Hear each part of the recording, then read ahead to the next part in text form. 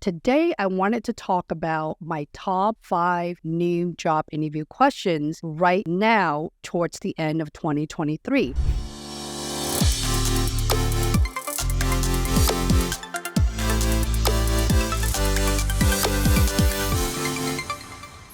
Well, hello. If you're new to my channel, my name is Holly Lee and I am your virtual career coach. I'm the founder of my premium leadership coaching, which is the VIP coaching services. If you would like to learn more, here's a link right here. All you have to do is paste that in your browser. Today, I wanted to talk about my top 5 new job interview questions right now towards the end of 2023. So why now? Because since 2020, when COVID hit, there's a higher volume of candidates fighting for the same job. Now, I think it's getting a little bit worse because you're not just competing with those who's been affected from COVID. And I'm going to assume that a lot of them are able to find employment, but there's still some that still have been laid off since 2020. Fast forward until today, you've heard all the news. I've talked about the market update with data and matrix once a month in my weekly Tuesday, 2 p.m. Eastern live stream. If you missed those live streams, feel free to go back into my main YouTube channel. And if you're truly new, make sure you hit like and subscribe to my channel. When you do that, you're really helping me with the YouTube algorithm and for those who need coaching support. So my first question is, what differentiates you from others qualified for the position? Now, this is not a new question, but right now more than ever, because you're competing with a higher volume of folks, the employers are definitely, if they are not, going to be asking you that questions. The recruiters and your hiring managers would care because they have a load of resume, meaning a couple hundreds, couple thousand, even up to millions, depending on your role. So they're already overwhelmed with reviewing resume. Now that they have you as a candidate going through the interview process, you're probably 1 out of 10 to 20 or so candidates fighting for the same job because they wanted to know now what makes you unique. Are you looking for a paycheck? Or are you really looking for longevity? And is this company or the project the right fit for you? Number 2,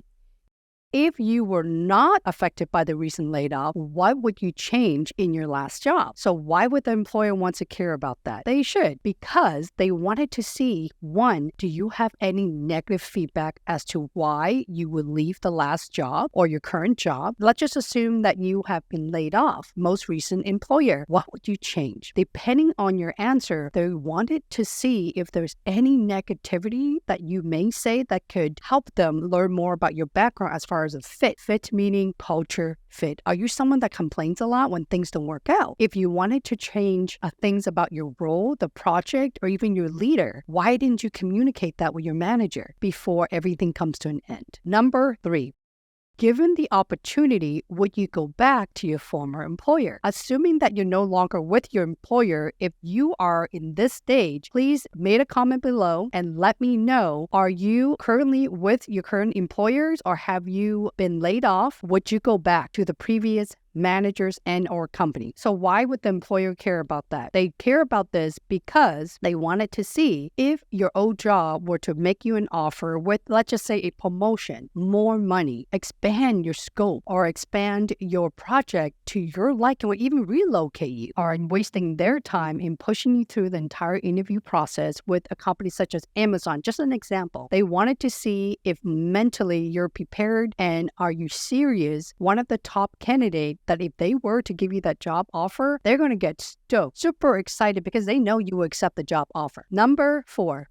What skills or knowledge would you like to gain in this role? That is, a lot of the folks, I've seen a lot of different CVs. Many of you have reached out to me via LinkedIn and on the social platform, which is YouTube as a primary one. You've been in your current job for 6 years, 8 years, 10 years in the same role, such as a program manager as an example, and you're applying to a program manager. So the employer, especially a hiring manager, wants to know, where do you want to level up in your career? Do you want to be maybe a senior program manager, a principal? Do you want to be an individual contributor or people manager? So they wanted to learn more of all the great things that you have built and delivered in the past. What do you want it to do next? Because every great hiring managers or organizations know that they can't just give you an offer for a lateral move if you've been doing the same thing for nearly a decade. So the odds of you sticking around with that employer, it's probably pretty slim. Yes. I mean, in my personal opinion, there's nothing wrong if you're someone that likes to choose stability and you just don't want changes. Why? Because if you get a bigger role, bigger paycheck, that means what? More work hours, your scope will expand. And if you love your freedom, let's say you love to travel or you are a parent, then that would take your time away from spending with your family. So I do understand there are some folks that don't want that fancy title and promotion, but you have to be prepared to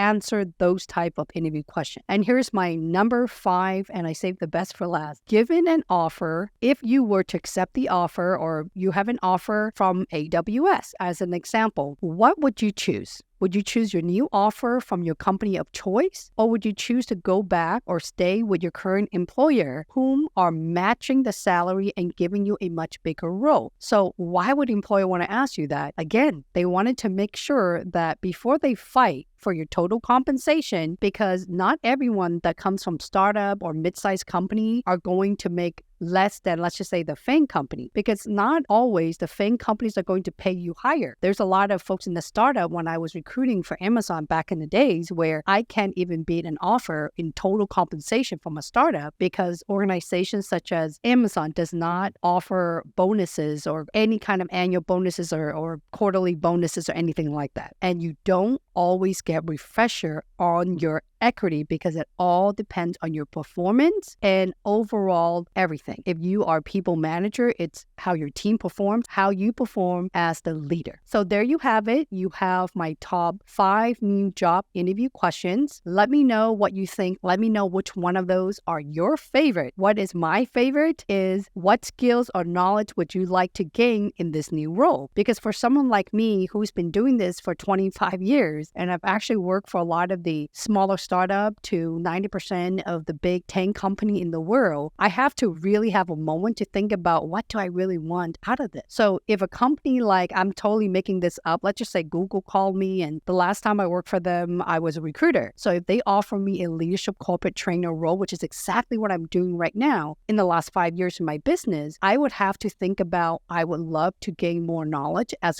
corporate leadership training in a large group setting versus my own business because the dynamic and environment changes, and also the training materials that I would have an opportunity to build for companies such as Google. There you have it. I hope that ease a lot of your preparation in your upcoming job interview. If you have any questions, make sure you put it on the bottom, and I will see you next time.